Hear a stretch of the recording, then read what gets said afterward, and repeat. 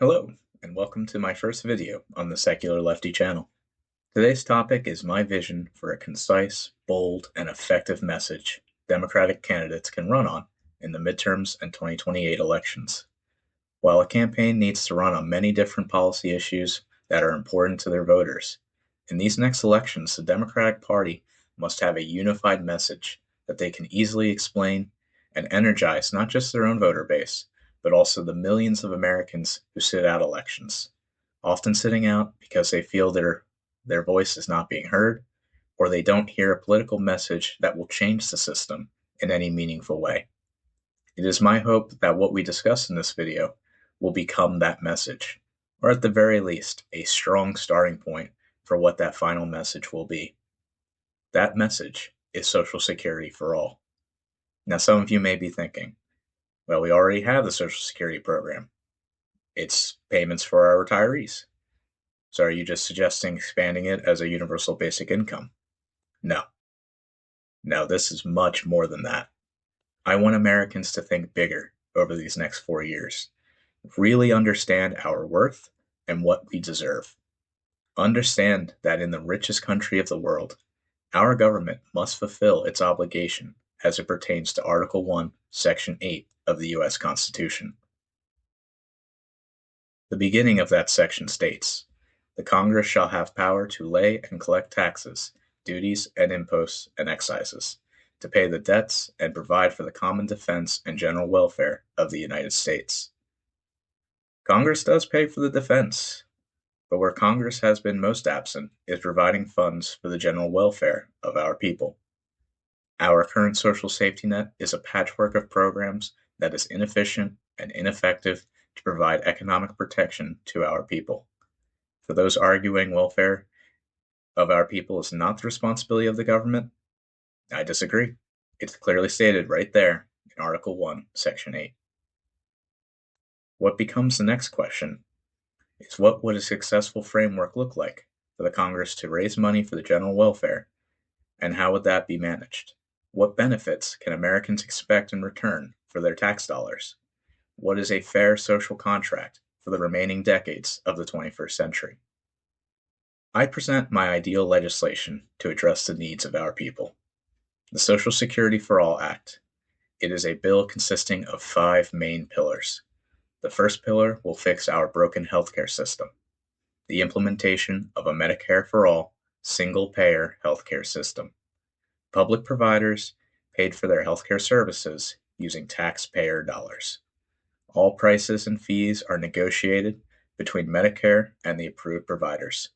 Everyone is enrolled, leaving behind the for-profit nightmare we currently live in.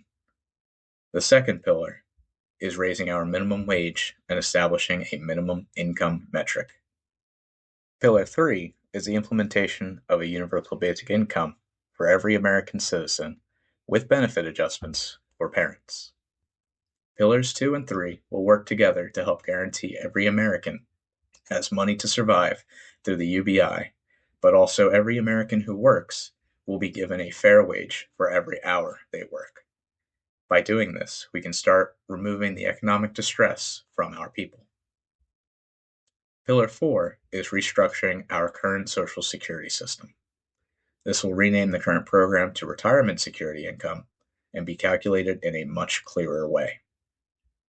Pillar 5, the last and final pillar, answers the most important question any time a policy is brought up to expand our welfare system. How will we pay for this?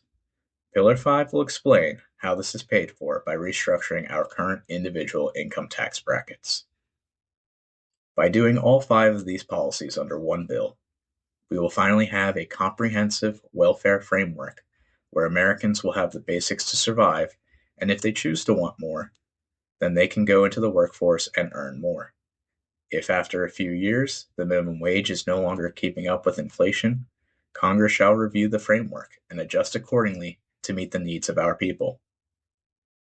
Now let's get into some details, starting with the Medicare for All plan. The important takeaways to know: all current medical providers will stay independent private providers.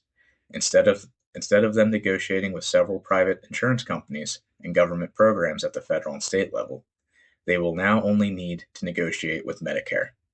For all medically necessary services needed by any person, it will either be free or a small fee, less than $50 at the point of service. This will all be negotiated by Medicare with the approved providers.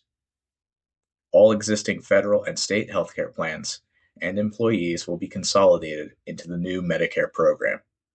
The head of the Medicare program will report to the Department of Health and Human Services. All private health insurance companies will maintain coverage for their customers until the new Medicare program is officially launched. Afterwards, all private health insurance will be abolished. Health insurance will no longer be tied to employment or an additional cost to the employer. This will lower healthcare costs significantly and provide massive financial relief to small businesses as well as each individual. As for the employees at these private health insurance companies, it is likely the Medicare program will need more employees to help process all the healthcare claims. We can try to avert some job loss, but it will be unavoidable in this consolidation of health insurance payers. Once this bill is passed, the work will begin to enroll all American citizens automatically into this new program, along with every immigrant in the United States. Every human who is peaceful and contributing to our society deserves health care and certain economic protections, just as all American citizens deserve. Health care is a human right and must be treated as such.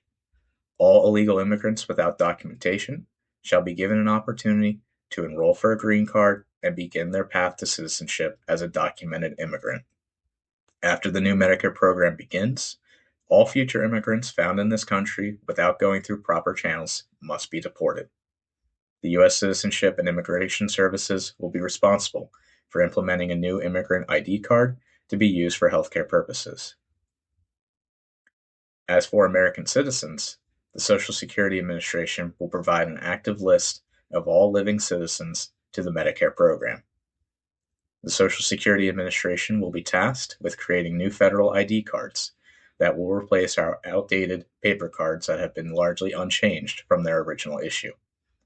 More on these new ID cards later, but just to finish up on the new Medicare program, this must also include all health services. That doesn't mean every health service will be fully paid for by the government, just that Medicare will decide if they will cover that health service, and if so, what is the amount that is fair for all parties? How much should providers charge? And how much, if any, should the patient be responsible for at the point of service? We are the richest country in the world. We can fund the Medicare program to be the most generous. After all, this is a welfare program paid by all taxpayers that eventually every single one of us will use during our life, whether it's a normal health checkup or we have a health emergency. When it is time to use it, you will want it to be generous.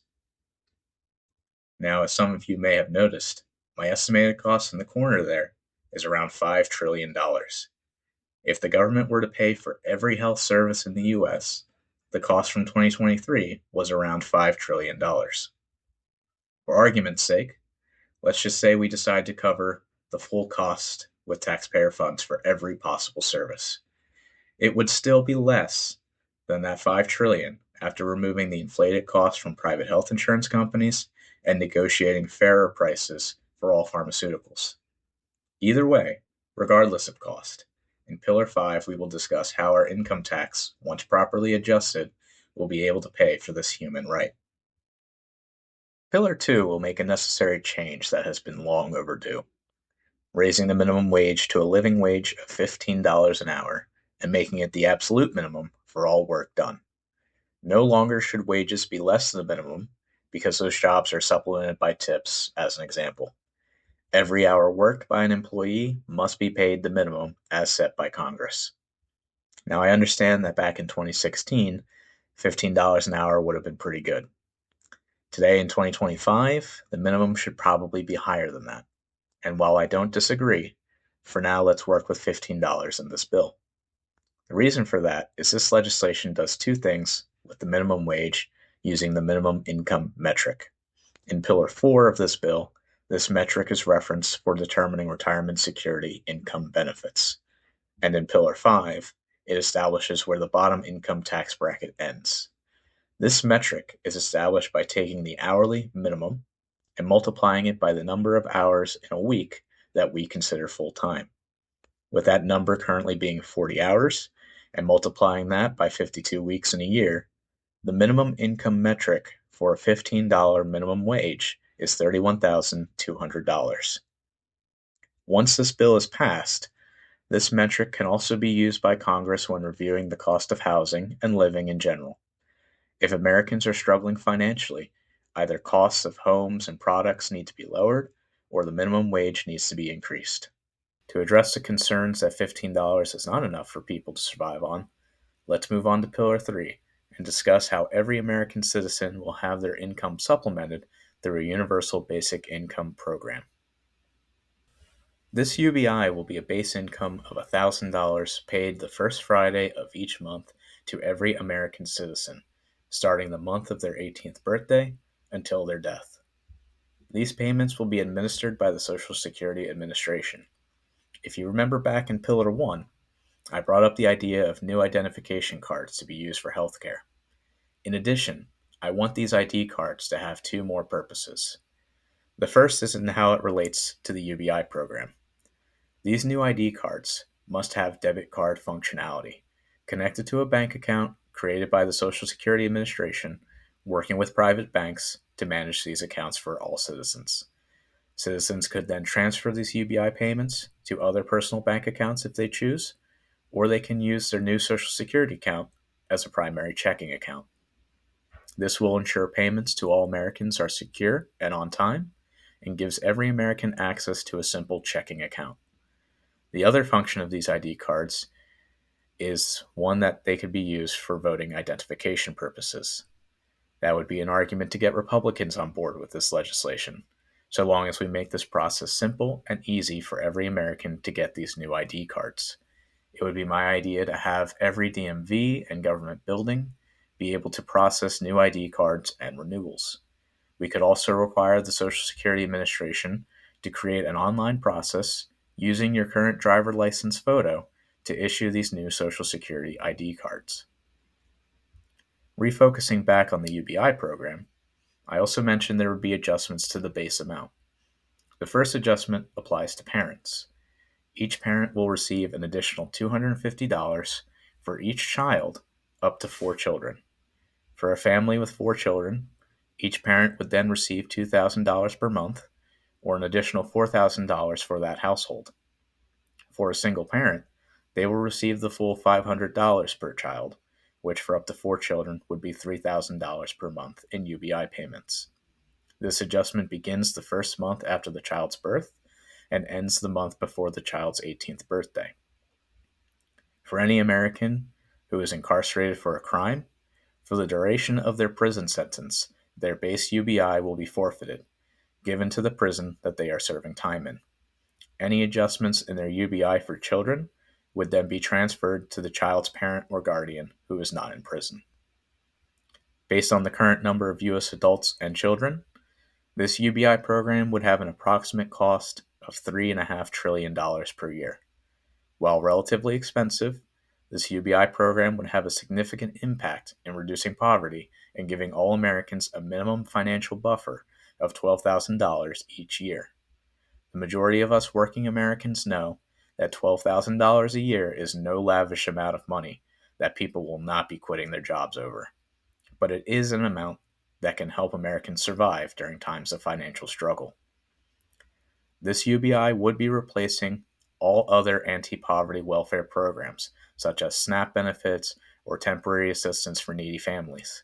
While that would be a big change, in most cases the monthly payment in these older programs is far less than the amount the UBI will be providing.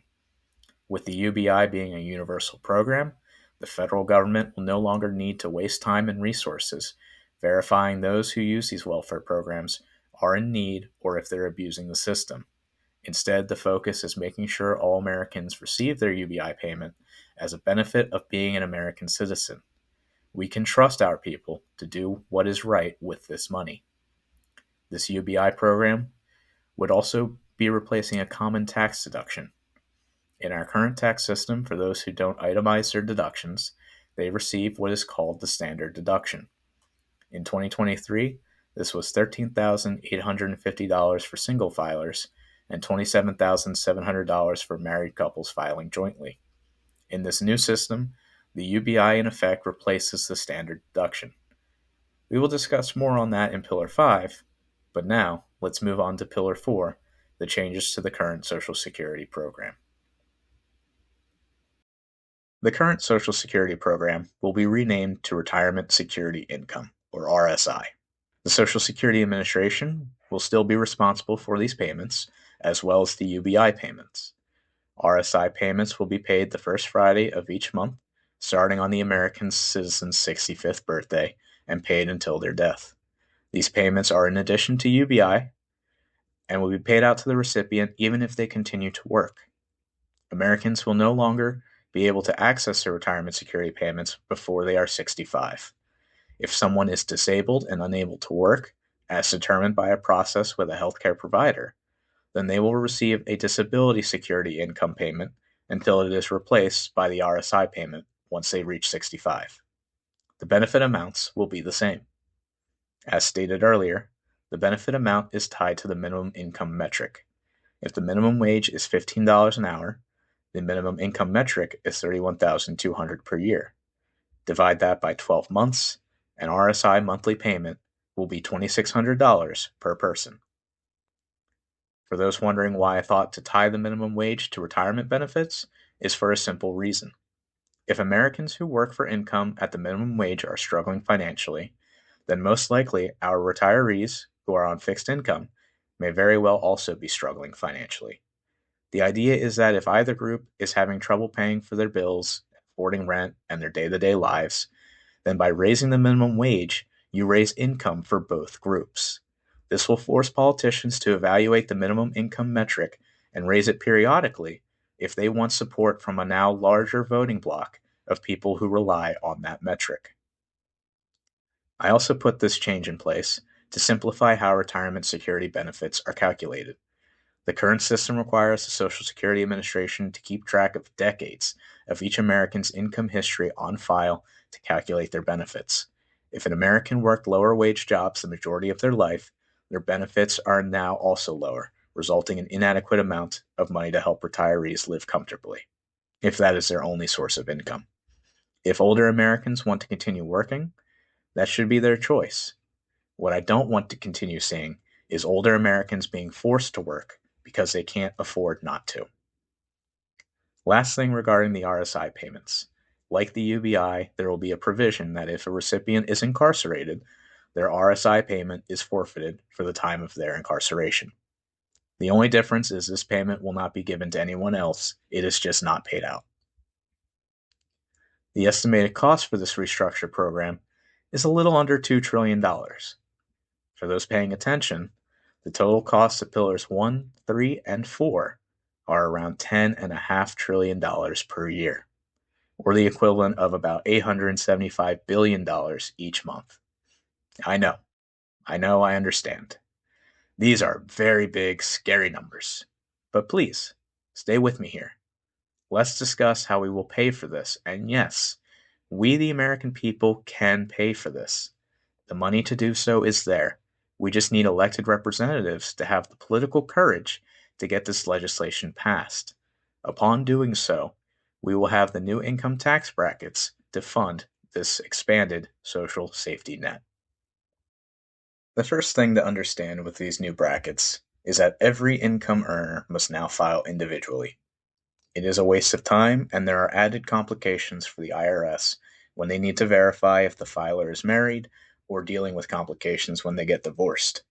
To simplify taxes, if you earn the income, you're the one who pays taxes on it. The next big change is how the brackets will be altered. The 2024 brackets for individual earners. The first bracket starts at 10% and ends at 37% for those making more than $609,350 per year. There are people making millions of dollars each year. They must be taxed more than that. Not to mention all the current loopholes and tax credits that exist for the richest among us. So what are fair tax brackets? The bottom bracket will stay at 10%, but the income is adjusted for those earning less than the minimum income metric of $31,200 a year. The next three brackets are what I would consider the middle class income earners, those earning higher than the minimum wage to about $500,000 a year. The percentages increase to 15% from income above $31,200 to $50,000, 25% for the next $50,000 in income, and then all income earned greater than $100,000 to $500,000 is taxed at 35%. Remember, these are progressive tax rates, so you only pay the higher tax rates on the money earned above the previous bracket amount. This will usually result in your effective tax rate, the rate you actually pay in taxes, being less than your marginal tax rate, the rate you see in the first column. For those making over $500,000, that's where we see the tax rates increase dramatically. One factor for our insane wealth inequality in this country has been the reverse in income tax rates for high income earners. Back in the 1940s through 1960s, the top marginal rate was around 90%, and the money collected was used to build our highway system and other infrastructure. We must return to these higher brackets to pay for the welfare of our American citizens who deserve it as human beings. While many Americans are correctly skeptical about why should they pay more in taxes, commonly and correctly asking, what will be provided in return? I believe the Social Security for All Act will convince Americans to elect the politicians in support of this bill. By changing the income tax system, it will fund the Medicare for All program. It will fund the UBI and RSI payments. Is that not a fair deal? For those earning over $500,000 before state and local taxes, you are still taking home a net pay of around $340,000 minimum. For those who earn $1 million, you take home $591,000, despite a 50% tax rate in that bracket. If you earn $10 million, yes, I understand you are only walking away with a little under $2.4 million with an 80% marginal tax rate. But surely that is enough money to survive. You should be fine with $2.4 million and understand that that $7.6 million that is now owed in taxes will go to paying for people's health care and providing American citizens their UBI and RSI payments. This change results in a comprehensive system with wins all around. Wins for everyone except the richest among us, the capitalist elites who have become so addicted to wealth, buying every politician they can to change tax laws so that they can have everything. We as Americans must make clear the billionaires cannot have everything. We must not let them. That is why the final tax bracket is set to 100%. You can earn up to $1 billion in a single year. If you do, congrats! You won capitalism. Anything additional after that will be owed to the federal government to support the social safety net or be invested into education, science research, infrastructure, or any other need for the general good of our country. Before discussing the estimates of revenue with these new brackets, just a few important things to remember with this new system. All income earners will file individually, and the standard deduction and many other deductions and credits will be removed. The purpose of this tax system is to provide a fair social safety net in return for our income taxes, a new social contract for the American people. In addition, this new contract will benefit businesses too. This bill will repeal the payroll taxes collected under the Federal Insurance Contribution Act. These are the Social Security and Medicare taxes paid by both the employee and employer. By removing these taxes and by removing the financial responsibility of companies to provide health care to their employees, there is now no longer an excuse for them to state that they could not possibly pay their employees more. The more employees' incomes go up, the more tax revenue is generated for our safety net. Earlier, we stated we will need about $10.5 trillion per year to pay for this. Using income data from the IRS in 2022, which I will link in the description below, and using population data from 2023, I made two different estimates. The first shows the approximate number of taxpayers in that year, divided up by the new tax brackets. In some of the brackets, I took the middle amount of income earned in that bracket, calculated by the total tax obligation for that amount, and multiplied by the approximate number of taxpayers in that bracket. I understand this is a very loose estimate process, but it should give us a good idea of how much money could be raised in this new system. In 2022, under these new brackets, the total revenue that would have been collected would have been around $6.7 trillion. With a higher minimum wage and pursuing policies to create more higher paying middle class jobs, we could see tax revenue for the individual income taxes alone reach $11.1 trillion. In 2023, the reported personal income for that year was around $23 trillion. The money is there. It just has to be taxed and redistributed properly. Under the Social Security for All Act, this is the legislation that will do just that. How will the tax money collected be guaranteed to go to these programs? A provision of the bill will have the income tax revenue collected split into 3 separate accounts. About 50% of the revenue the IRS will place in an account for the Department of Health and Human Services to pay out claims in the Medicare program. 40% of the revenue would be given to the Social Security Administration to administer payments in the UBI and RSI programs. The last 10% could be put into a general fund that Congress could allocate for other spending needs or pay down the national debt, as so many Republicans complain about. The departments will need to communicate with Congress to make the necessary adjustments if the amounts received are not able to cover the costs of the programs. To be clear, though, these 3 welfare programs, Medicare, Universal Basic Income, and Retirement Security Income, must be paid out. Whether it is paid through taxes or we add it to the national debt, these benefits must be paid. Over these next few years, we cannot afford to think small. We must pursue large, bold plans to bring real improvements to the daily lives of everyone. Many may argue against this legislation, stating that people will just abuse the system or commit fraud regarding healthcare. This legislation, as with any good legislation, will have provisions to prevent fraud and abuse. If it does occur, then provisions will be there so that we can prosecute those who commit the fraud and abuse. The important thing is we must change our mindset. Many of us have been told we don't deserve anything and must work for what we have. To a degree, that is true. If you want more in life, you will have to work for it. However, healthcare cannot be a product for profit. Healthcare is a human right. The minimum wage must be raised, and a UBI created to financially help all Americans. By doing those easy things, we can improve the quality of life for each and every American drastically. For those who have made it this far in the video, thank you for your time and listening to my ideas. Let me know your thoughts in the comments below. Share this far and wide to get the conversation started about Social Security for all. Together, we can take this idea and make it a reality.